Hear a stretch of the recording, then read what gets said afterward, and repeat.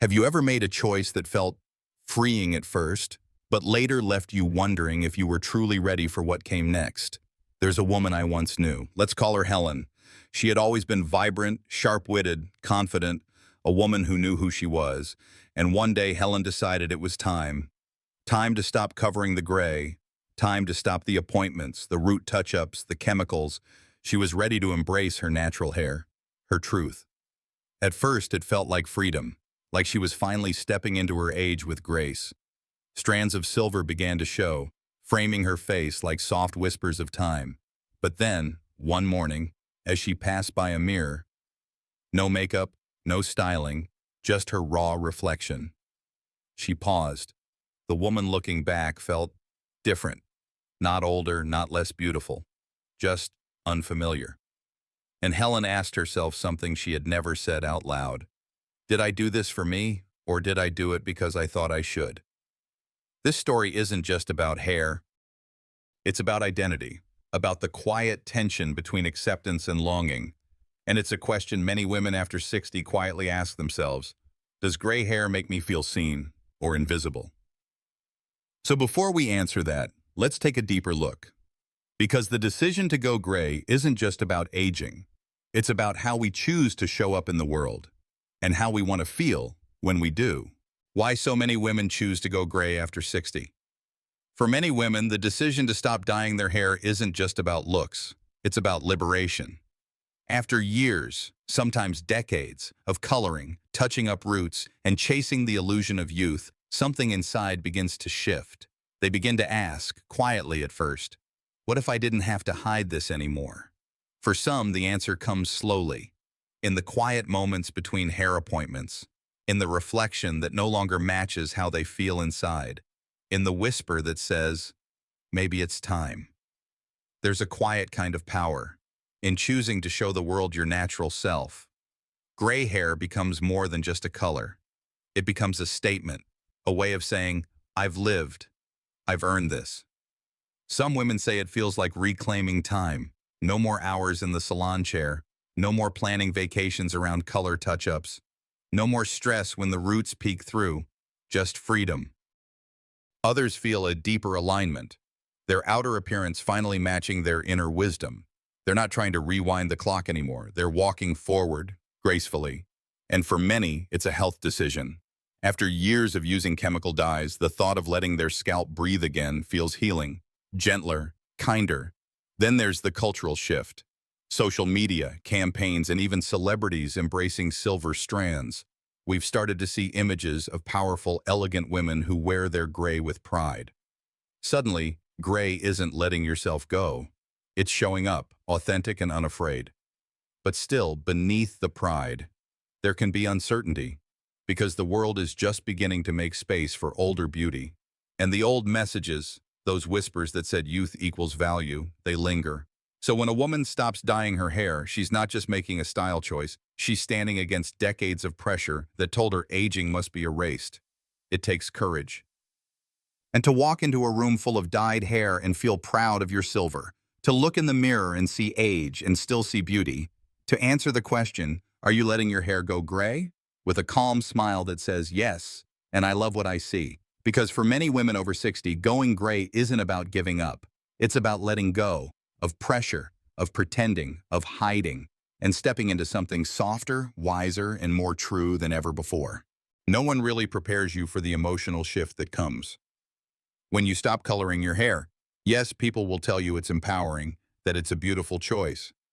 And it can be, but what they don't always tell you is that it can also feel complicated, because the silver doesn't come in all at once. It creeps in, patchy, uneven, sometimes with yellow tones or wiry textures you never had before. And in the beginning, it can feel like your reflection is fading instead of evolving.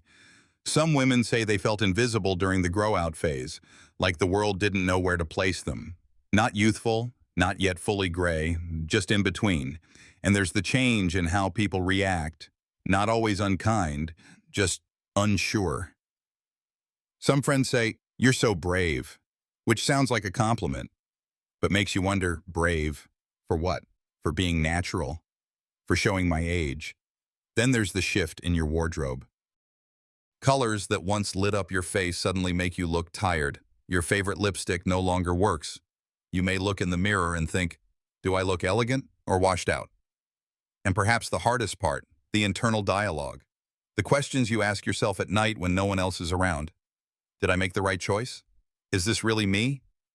Or have I let myself go? These questions aren't shallow, they're human. Because letting go of hair dye isn't just a change in appearance, it's a change in identity. It challenges how you see yourself and how you believe others see you. But here's what no one tells you either. It gets better. Once the transition is complete, once the texture softens and the color settles, there's often a surprising moment. A woman looks at her reflection and thinks, this is me, not pretending, not covering, just me. It's not always easy, but it can be powerful. Not because gray hair is better, but because it's honest. And in a world that still chases perfection, honesty can feel radical. Gray hair isn't the problem, it's what you pair it with. One of the biggest misconceptions about gray hair is that it automatically makes you look older. But here's the truth. It's not the gray hair that ages you. It's how everything else around it plays or doesn't play along. When your hair goes silver, your color palette shifts. The soft warmth that once came naturally from your hair now needs to be balanced elsewhere. That old coral lipstick might now make you look washed out. Your beige blouse could suddenly drain your skin tone. It's not that these things are wrong, they just don't work the same way anymore. With gray hair, you need contrast. Soft, intentional contrast that brings life back into your face. Suddenly, cool-toned jewel colors like sapphire, emerald, plum look richer against your silver strands. Even something as simple as wearing navy instead of tan can make your skin glow and your eyes pop. The same goes for makeup. Gone are the days of warm bronzers and yellow-tone foundations. Now it's about light blush, a pop of berry, a bit of soft eyeliner to lift the eye. And let's talk about texture. Gray hair is often drier, coarser, so a flattering cut matters more than ever. Think softness around the face, movement, layers that add dimension, not stiffness or helmet-like styles. Even your accessories play a role. Silver jewelry now blends beautifully. Pearls look timeless, but avoid overly flashy costume pieces that can feel harsh next to gray. The point is, going gray doesn't mean stepping back. It means stepping forward, with intention. You're not working against your age. You're working with it, enhancing what's already beautiful in a different light. Because silver hair can be incredibly striking, elegant, bold, soft. It just needs the right stage. Think of your look as a painting. Your hair is just one brush stroke. The background, the framing, the lighting, they all matter too. So no, gray hair isn't the problem. But if you keep pairing it with the same colors, cuts, and tones that worked before it came, you might be missing the opportunity to glow in a whole new way. When should you embrace the gray? And when might coloring still be right for you? Going gray isn't for everyone. And that's not a failure, it's a choice. For some women, letting their natural silver shine feels right. It matches where they are in life. Confident, grounded, no longer chasing trends. But for others, the decision is more layered. Because hair color is not just about age, it's about personality, lifestyle, and how you want to feel in your skin. So let's pause and ask, when is it the right time to go gray? If your silver strands grow in evenly, if your skin tone still glows with cool or neutral undertones, if you enjoy minimal beauty routines, then letting your hair go natural might be the most freeing choice you've ever made, especially if you're already simplifying your life, retired, traveling, embracing a slower pace. For many women, gray hair fits beautifully into that season. But what if you have thinning hair and the silver makes it look more sparse? Or your natural gray grows in dull with yellow tones or patchiness. Or your skin tone leans warm and the gray washes you out. In those cases, color may actually help, not to hide who you are, but to support how you want to feel. If coloring your hair brings you joy, not stress, not shame, then by all means, keep coloring. The key is intention. Not doing it because you feel pressured, not doing it to please others, but because it makes you feel radiant. And don't forget, there's a middle ground. Soft blending, highlights, low-maintenance root smudging. There are beautiful, subtle ways to shift toward gray without jumping in all at once. What matters is this, that the choice you make about your hair aligns with how you want to show up in the world. There's no right or wrong, no better or worse, only what feels like home to you. Because whether your hair is silver, honey blonde, espresso brown, or fiery red, it's not the color that defines you. It's the energy behind it. So ask yourself, not just, how do I want to look, but also, how do I want to feel when I look in the mirror? That answer is always yours, and it's always valid.